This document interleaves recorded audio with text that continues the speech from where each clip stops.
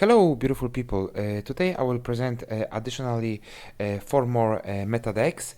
In a random order. It's not like I'm gonna go from the strongest to the weaker one or the other way around.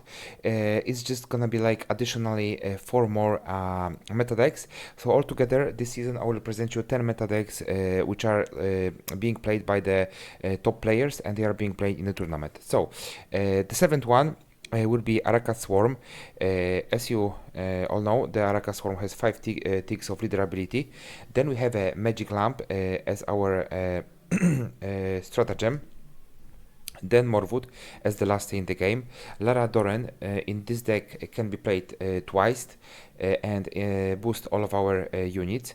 Then we have Tatterwing, also a great card, especially for bleed in round 2. Currently Heatwave as a control option. Hive Mind, most preferably I would say it would be great to play this card in the first round, just to create additional pressure on our opponent, then beat him with Tatterwing in second round. Real Decree obviously for consistency. The Nagelfar right now it got boosted, so as you all know, only 8 point of provision to get 2 golds. I would say this is pretty good. Art Gaet, if we have Lara, then we need to have some kind of card that will provide us with Frost. This is the card. Gaels, obviously this is a card that you want to play it in the second or the third round.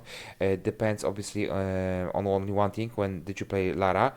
So in one round you play Lara and obviously Argaet, and then in the second round you play Giles into Argaet just to get additionally few more rounds of Frost, and then basically you will have the buff for all your units.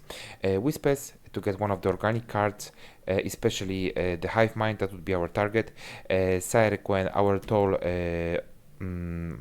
punish option. Parasite, 6 point removal. Spontaneous Evolution, also amazing card, especially because it creates a few more drones, and then at the same time it boosts one of our units. Second, 2 copies of this, 2 copies of Nagelfar Crew, 2 copies of Arachas Nests, 1 Spore as additional control option, 1 Natural Selection, additional control option, 1 Entraga Warrior, 2 Night Raids, 1 Drowner, and 1 Wolfpack. So this is the deck, guys. The deck is pretty consistent since we have Royal Decree, since we have Nagelfar, and also we have cards like Giles and Whisper's Tribute. So pretty much in every game we are consistent. The most important cards are being drawn by us. Okay, now let's go to the 7th deck. And the 7th deck, sorry, the 8th deck.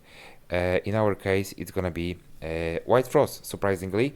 I'm also surprised, but this is really a deck which is considered as a meta deck this season after the nerfs and the buffs. Although this deck didn't receive any buffs, it's pretty much at the same stage, but it's like basically uses few of the cards which are being buffed, not like only for White Frost, but through a whole monsters archetype.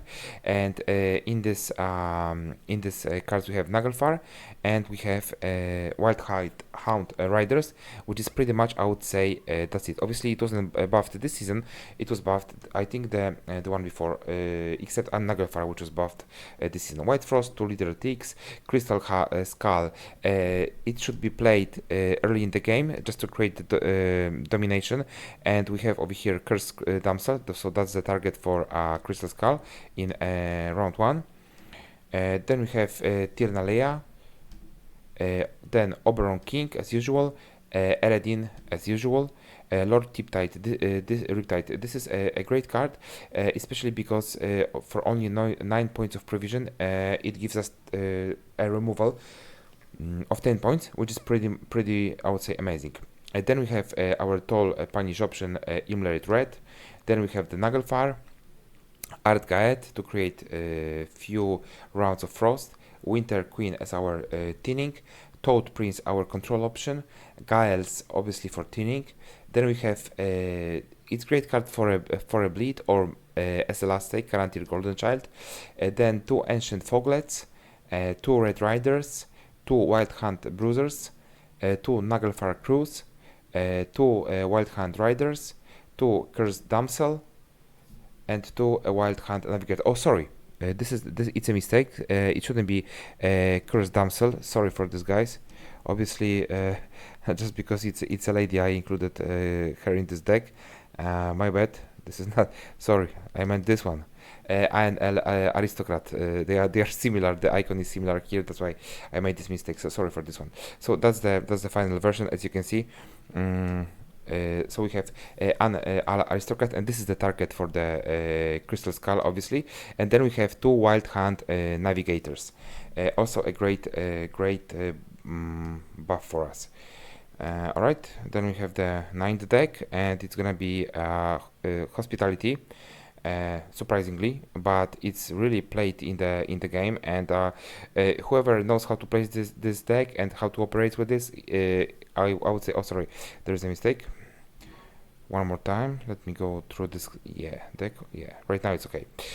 Whoever knows how to play it, I think if you're gonna like mastermind it, then you're gonna be a winner in every single game, because I mean you would have to have too many cards to respond to this deck. You would have to have too many control options to control this situation regarding the 2-1 Hospitality, and I think it's just impossible. This deck, it's a nightmare, I would say, in the game. So let's go. This is the leader ability. Then we have a Magic Lamp, Bouclair, super card, especially that it has a resilience. War Council, this is our thinning tool. Currently Heatwave as a control option. Demashi Truffle to get additional illusionist.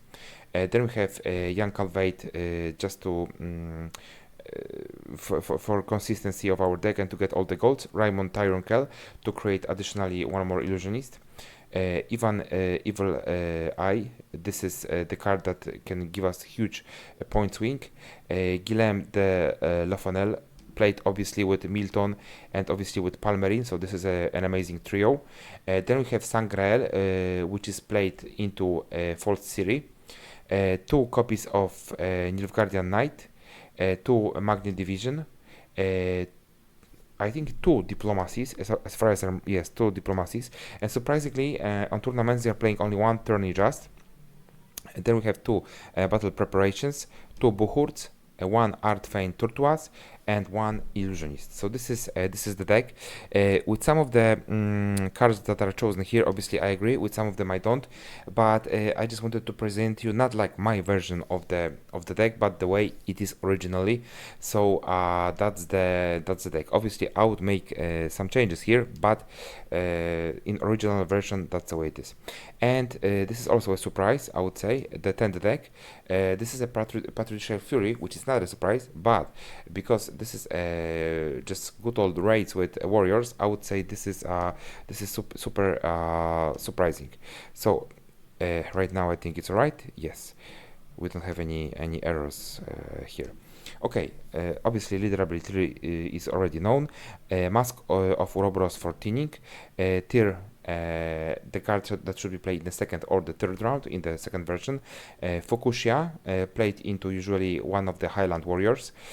Blood Eagle for thinning and consistency. Soph, great card for bleed in round 2.